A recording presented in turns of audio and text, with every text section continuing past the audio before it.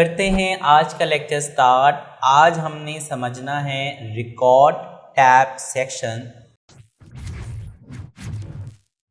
करते हैं आज का लेक्चर स्टार्ट।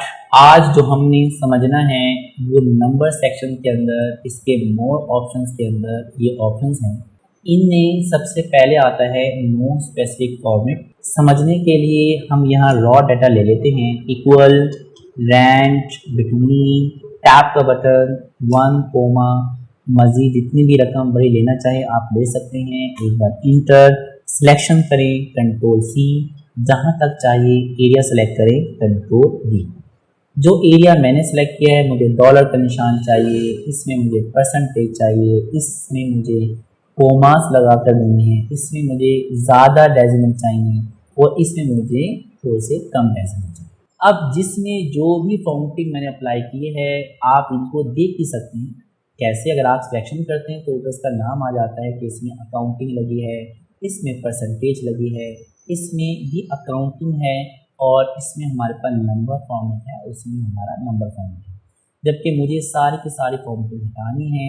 एरिया सेलेक्ट करके अगर आप नो स्पेसिफिक फॉर्मेट पे क्लिक करते हैं तो ये डाटा दोबारा से पहली वाली फॉर्मेटिंग में कन्वर्ट हो जाएगा, जैसे इस पर कोई फॉर्मेटिंग लगी ही ना हो। और जिसमें कोई फॉर्मेटिंग ना हो तो वो आपको बता देता है कि ये जनरल है। इसी के अंदर आता है नंबर। अगर आप चाहते हैं कि इस सिलेक्शन में जो नंबर्स हैं उनके साथ जस्ट 2 डेसिमल का इजाफा करना है तो आप इस एरो पे क्लिक करेंगे, नंबर पे क्लिक करेंगे तो आपको 2 डेसिमल्स एक्स्ट्रा दिखना शुरू हो जाएंगे। अगर आप चाहते हैं कि मुझे इस कॉलम के अंदर डॉलर्स के निशान लगाने हैं सब नंबरों के साथ, तो आप करेंसी पे क्लिक करेंगे तो आपको सब के साथ डॉलर्स के निशान दिखना शुरू हो जाएंगे।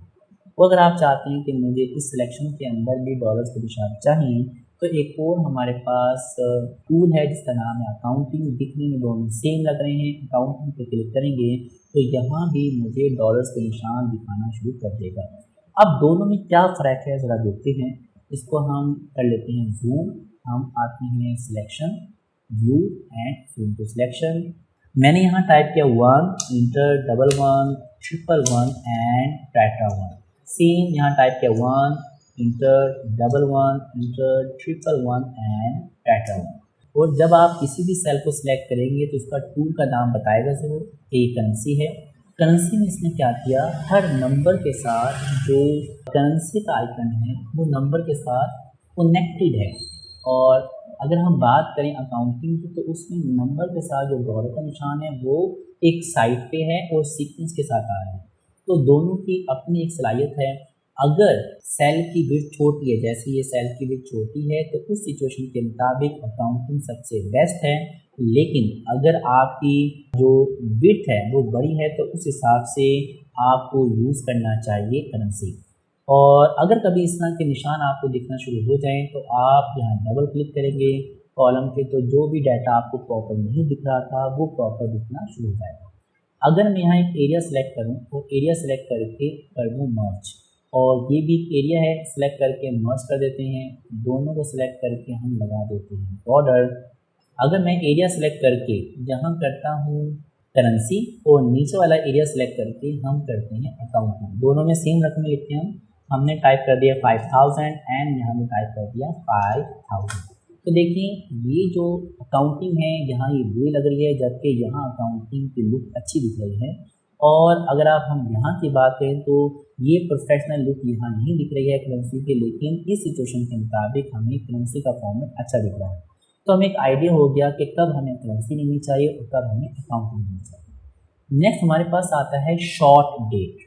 बहुत इंपॉर्टेंट है, समझने के लिए हम प्लस पे क्लिक करते हैं। जो भी आपके कंप्यूटर के अंदर जो डेट आ रही है सेम उसी डेट का फॉर्मेट आप यहाँ टाइप करें। हमने टाइप कर दिया, डेट आप कोई भी डाल सकते हैं। हमने टाइप कर दिया 26 जुलाई 26।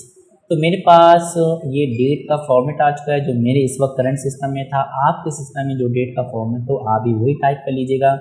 इस फॉर्मेट को हम कहते हैं शॉर्ट डेट, और ये वाकई का डेट है तो ये लॉन्ग डेट में कन्वर्ट इजीली हो जाएगी। तो चेक करने के लिए एरिया सिलेक्टेड है, इस एरो पे क्लिक करेंगे, आप लॉन्ग डेट पे क्लिक करेंगे और ये लॉन्ग डेट में कन्वर्ट हो चुका है। इसका मतलब ये हुआ कि ये प्रॉपर एक डेट ही है। काफ़ी बार ऐसा होता है कि स्टूडेंट डेट तो टाइप करता है लेकिन वो टेक्स्ट बन जाता है, जिस वजह से आप अगर कोई भी टेक्निक या कोई भी फार्मूला क्रिएट करते हैं तो उसका रिजल्ट नहीं आ पाता। एग्जाम्पल, हमने यहाँ टाइप किया 7/15/26 इंटर और यहाँ देखिए जनरल लिखा हुआ, हो सकता है ये डेट ही हो। तो कंफर्म करने के लिए मैंने जैसे इसको लॉन्ग डेट किया तो ये कन्वर्ट नहीं हुआ। इसका मतलब ये हुआ कि ये एक टेक्स्ट बन चुका है, इस पर किसी तरह का कोई भी फार्मूले का रिजल्ट नहीं आएगा। समझने के लिए मैंने यहाँ पॉइंटर रखा। मैं ये चाहता हूँ कि मुझे ये जो डेट है इसमें एक और अगर मैं नंबर ऐड करूँ तो नीचे 27 जुलाई आ जाए।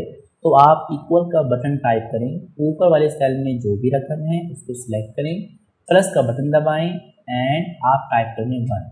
तो आप जैसे इंटर का बटन दबाएंगे तो ऊपर की जो भी डेट होगी उसमें एक नंबर ऐड होने पर अगली जो डेट होगी वो आपको दिखा देगा। अब आप इसको ड्रैग कर सकते हैं और देखें ऑटोमेटिक डेट्स आना शुरू हो जाएंगे।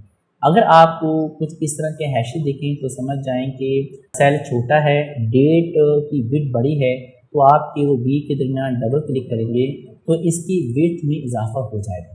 सेम काम अब मैं यहाँ जाता हूँ, इक्वल का बटन दबाया, ऊपर वाले सेल में जो भी है जमा करें 1, इंटर दबाने पे देखें वैल्यू एरर आ चुका है। इसका मतलब ये होगा कि वो टेक्स्ट में जमा नहीं कर पा रहा है 1 को, जबकि एक आम पर्सन तो समझेगा यहाँ डेट है लेकिन रियल में यहाँ डेट नहीं है। अगर आप इसी को डेट में कन्वर्ट करना चाहें, फार्मूला चाहे लगा रहे, तो आप F2 दबा के आपने इस सेल के अंदर आ सकते हैं और आप उसी फॉर्मेट को फॉलो कर लीजिए जैसा आपके कंप्यूटर में अवेलेबल था। हमने यहाँ टाइप कर दिया जी 26 एंड जुलाई एंड 26, इंटर दबाने पे देखें ऑटोमेटिक ये भी एक उसी लॉन्ग डेट में कन्वर्ट हो गया क्योंकि मैंने तो लगाया हुआ था और जैसे ही नीचे फार्मूला था सेम फार्मूले का रिजल्ट भी आ चुका है और वो भी लॉन्ग डेट में दिखना शुरू हो जाएगा। तो अगर हम छोटी छोटी बारीक टेक्निकल प्रॉब्लम को समझ जाएं तो हमें प्रैक्टिकल लाइफ के काम को करना बहुत आसान हो जाता है। उम्मीद है कि अब आपको इसकी भी समझ आ चुकी होगी। अगर आप यहाँ कोई भी नंबर टाइप करते हैं तो तब भी आपको डेट में कन्वर्ट करके देता है, इसने नहीं दिया। क्यों? क्योंकि अब इस कॉलम पे डेट अप्लाई नहीं था। कभी ऐसा हो कि आपने कॉलम पे लॉन्ग डेट अप्लाई किया हुआ है तो अब आप इस सेल में जब भी कोई नंबर टाइप करेंगे तो वो इसको लॉन्ग डेट में कन्वर्ट करके दे देगा। याद रहे कि जो हम नंबर टाइप करते हैं वो भी बैकअप में कहीं ना कहीं एक डेट होती है। एग्जाम्पल, अगर मैं यहाँ टाइप करता हूँ 1, एक बार इंटर, तो आप जैसे इसको लॉन्ग डेट में कन्वर्ट करेंगे तो ये बन जाएगा यकम जैन 1900। अगर मैं यहाँ टाइप करूँ 367 तो ये देखें वो उतने दिनों को ऐड करेगा और देखें अगला साल आ चुका है। जैसे जैसे इसमें नंबर ऐड होते जाएंगे अगली डेट आती जाएगी। अब समझाने का मकसद ये है कि काफ़ी बार ऐसा हो जाता है कि आपके इस पूरी शीट को हम सेलेक्ट कर लेते हैं और किसी वजूहात की वजह से आपसे या किसी से लॉन्ग डेट या शॉर्ट डेट में कन्वर्ट हो जाता है। अब आप जब भी कोई नंबर टाइप करते हैं तो यहाँ डेट आ जाती है या कोई ऐसा फॉर्मेट आ जाता है जो आप तो नहीं लेना चाह रहे थे। टाइप आप नंबर कर रहे हैं लेकिन वो कन्वर्ट किसी और चीज़ में कर रहा है। वो हो सकता है कि आपको नंबर में कर दे, करेंसी में कर दे, काउंटिंग में कर दे। तो समझ जाएं कि आपका ये सेक्शन डिस्टर्ब हो चुका है। तो आपको जिस एरिए से फॉर्मेटिंग हटानी है और आप चाहते हैं जो मैं टाइप करूँ वैसा ही दिखे, तो आप एरिया सेलेक्ट करके इस एरो में जाके इसको करें नो स्पेसिफिक फॉर्मेट। तो यहाँ जो भी नंबर मैंने जैसे टाइप किए थे वैसे ही हमें दिखना शुरू हो जाएंगे। उम्मीद है कि अब आपको लॉन्ग डेट सेक्शन तक समझ आ चुकी होगी। अगर आपने इस वीडियो से कुछ नया सीखा है तो वीडियो को लाइक करें, चैनल को सब्सक्राइब करें और बेल आइकन भी ज़रूर प्रेस करें ताकि हर न्यू वीडियो सबसे पहले आप तक पहुंचे। अगर प्रैक्टिस करते हुए कोई भी कन्फ्यूजन हो तो कमेंट करें या डिस्क्रिप्शन में दिए गए कॉन्टैक्ट पर राब्ता करें। हमारी टीम आपको स्टेप बाय स्टेप गाइड करेगी। मिलते हैं एक नए लेक्चर के साथ।